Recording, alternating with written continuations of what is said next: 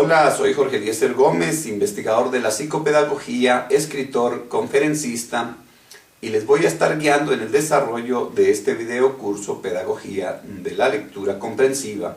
Les doy la bienvenida. En principio, les hago una sugerencia.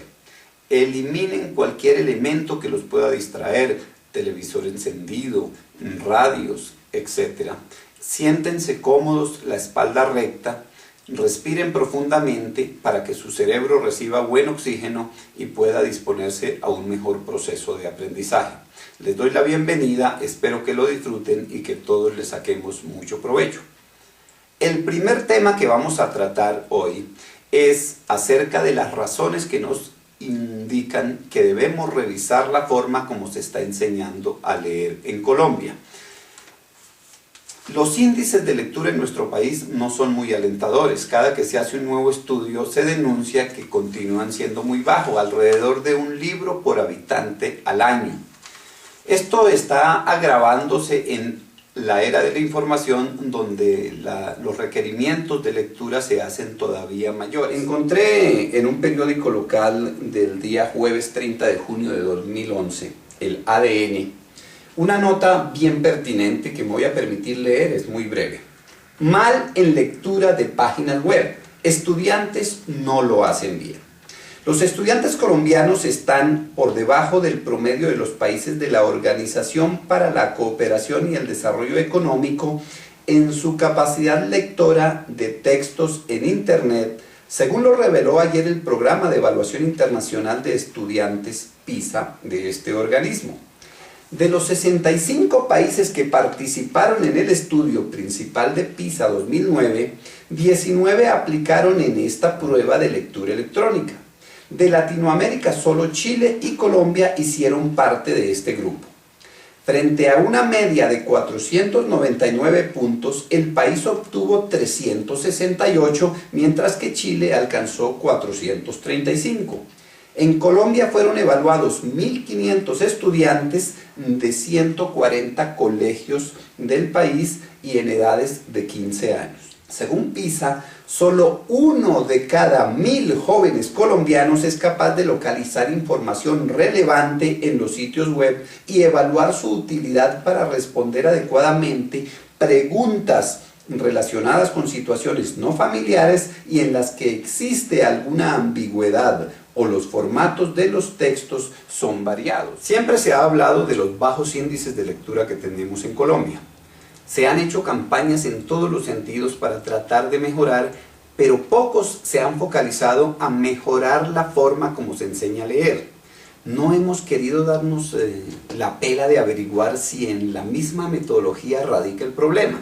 Y nosotros, a través de estos 20 años de investigación, hemos llegado a conclusiones muy concretas. Creemos que definitivamente influye la forma como se enseñe en el desarrollo de la habilidad y por ende del hábito. En una ocasión me hicieron un examen de diagnóstico de mi lectura y la persona que lo hizo me advirtió que había detectado en mí varias dificultades.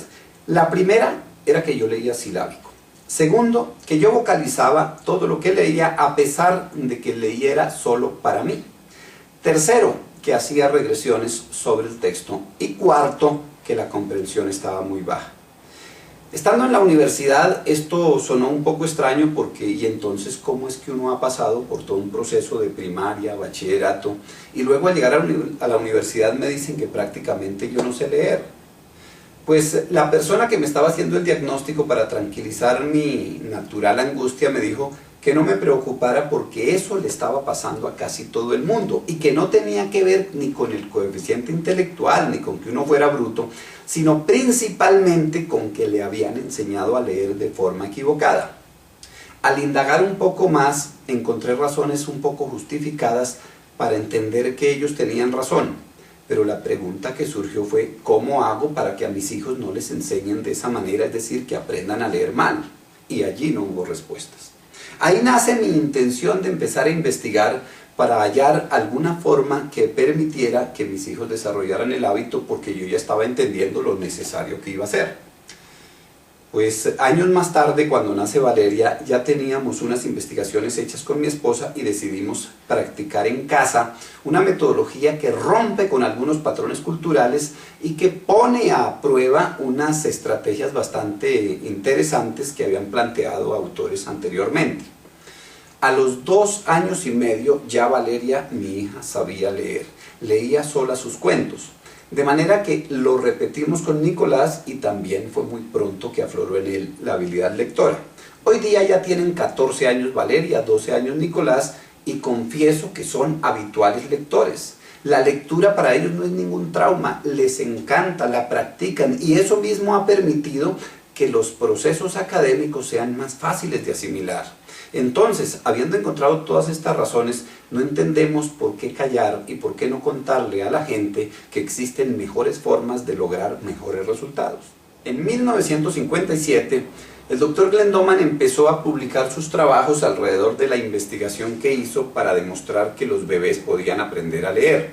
Es famoso su libro Cómo enseñar a leer a su bebé, que miles de familias en todo el mundo han utilizado y que han probado que efectivamente un bebé puede aprender a leer. Sin embargo, todavía subsisten muchos temores al respecto y es bueno precisar para no cometer errores ni de acelerar un proceso que pueda resultar dañino para el niño o de esperar demasiado tiempo cuando ya formar un hábito sea más complicado. Así que vamos a estudiar un poco más detenido ese tema. Desde el punto de vista de la neurología y la psicología, ¿cuál es la mejor edad para empezar a enseñar a leer a un niño? Para abordar este tema veamos al ser humano desde 2 perspectivas. Una será el aspecto físico. Cuando los seres humanos empezamos la vida, pues partimos de la más absoluta debilidad desde que estamos en el vientre materno. Luego al nacer evidenciamos esa debilidad porque requerimos mucho cuidado de parte de los adultos para sobrevivir, pero a medida que pasa el tiempo vamos madurando nuestra parte física, vamos haciéndonos más fuerte, haciendo cada día actividades que implican mayor esfuerzo físico, hasta que por allá a la mitad de la vida logramos el mayor desempeño físico. Es incluso cuando los deportistas obtienen sus triunfos, sus trofeos, sus medallas. Pero luego empieza una etapa de declive en la que vamos perdiendo habilidad física, el cuerpo se va debilitando, inclusive muchas veces llegando a necesitar nuevamente cuidado por parte de otras personas para sobrevivir. El proceso físico en el ser humano entonces describe algo parecido a un rombo, siendo en la primera etapa, cerca al nacimiento, muy débil, muy fuerte en la mitad de la vida y nuevamente débil en la vejez. Hablemos ahora del aspecto neurológico, es decir, del cerebro. En las últimas décadas la neurología ha avanzado muchísimo y nos ha podido contar de una manera un poco más específica cómo es que funciona nuestro cerebro. Y han hecho uso de herramientas cada vez más sorprendentes para determinar inclusive en qué zonas del cerebro se administran las diferentes actividades humanas. Han podido establecer que hay 2 hemisferios en el cerebro y que cada uno de ellos se encarga de funciones distintas. El hemisferio cerebral izquierdo se encarga de la habilidad numérica, el lenguaje escrito, el razonamiento, el lenguaje hablado, la habilidad científica y el control de la mano derecha, mientras que el hemisferio cerebral derecho se encarga de procesos asociados a la perspicacia, la percepción tridimensional, el sentido artístico, la imaginación, el sentido musical, la creatividad y el control de la mano izquierda. Al nacer, en el cerebro traemos cerca de 100.000 millones de neuronas. Son como el dibujo que aparece aquí en la parte superior. De esas tenemos 100.000 millones en el cerebro y son la materia prima con la que construimos sinapsis, con la que sellamos el aprendizaje. Cada que una neurona recibe un estímulo, busca una vecina y entre ellas forman un circuito. El punto de encuentro entre una dendrita de una neurona y el axón de otra se llama sinapsis. Parece que la carrera contra el tiempo está en hacer la mayor cantidad de sinapsis posible antes de que las neuronas se debiliten y mueran. La neurología revela que máximo viven 8 años antes de morir si no son utilizadas.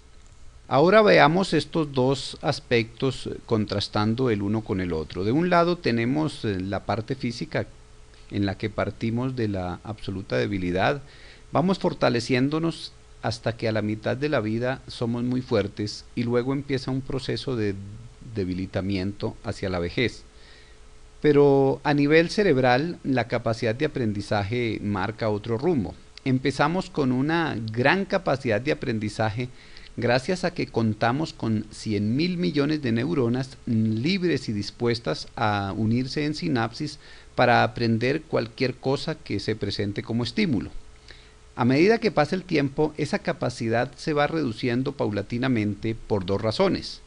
Una, porque las neuronas se van utilizando o porque las neuronas se van muriendo. Recordemos que en la medida en que las neuronas no sean utilizadas, se van debilitando hasta morir de inanición.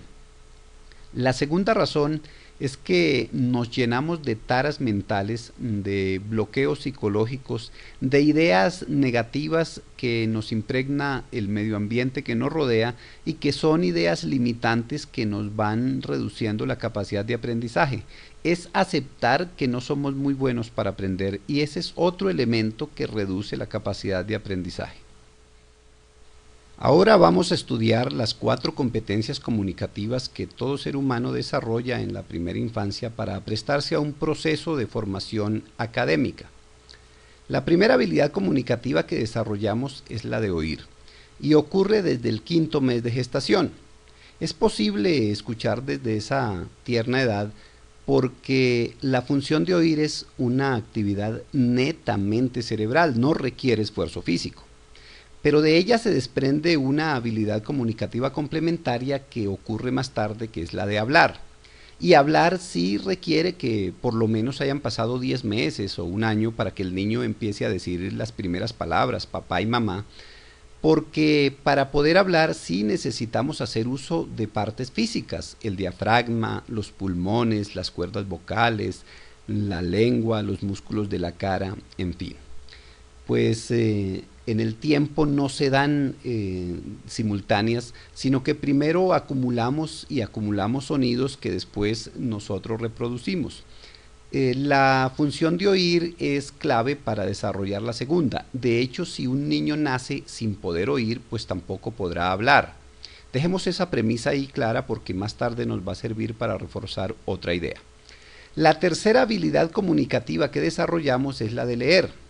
En un laboratorio descubren que cuando los seres humanos leemos no hacemos actividad física, únicamente actividad cerebral.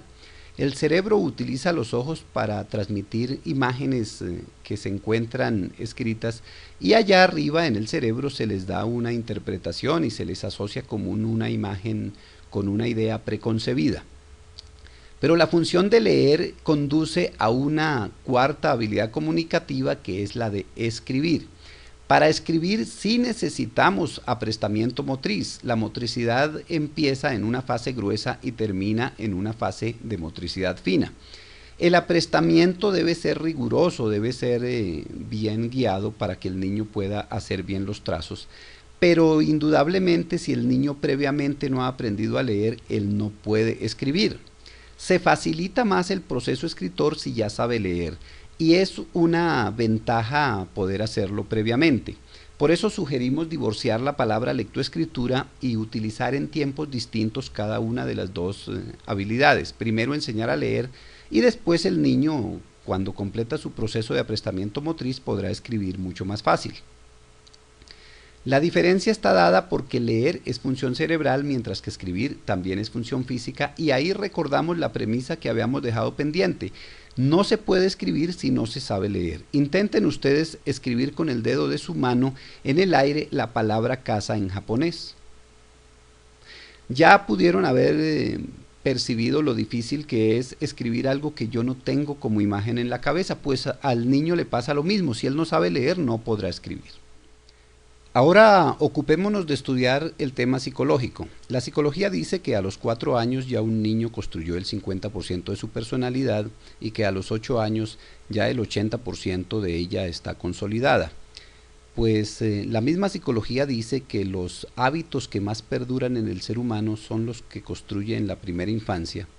Y la neurología nos había preparado para entender que la lectura es una función del cerebro y que no está limitada por el tamaño del cuerpo ni por la fortaleza física, de manera que convergen los dos elementos y nos invitan a enseñar a leer entre más temprano mucho mejor. Desde la neurología, porque a más temprana edad el niño aprende más fácil, no hace ningún esfuerzo, de manera espontánea y natural, su cerebro registra la información y la aprende. Y desde el punto de vista de la psicología, porque así el hábito va a ser más perdurable. No se preocupen por el cómo lo vamos a estudiar en el transcurso de este videocurso. Ya en el próximo video estudiaremos los distintos métodos que ha utilizado la humanidad para enseñar a leer y trataremos de encontrar aquel que más se adapta a las necesidades de hacer una lectura ágil y comprensiva. Los dejo descansar y hasta entonces.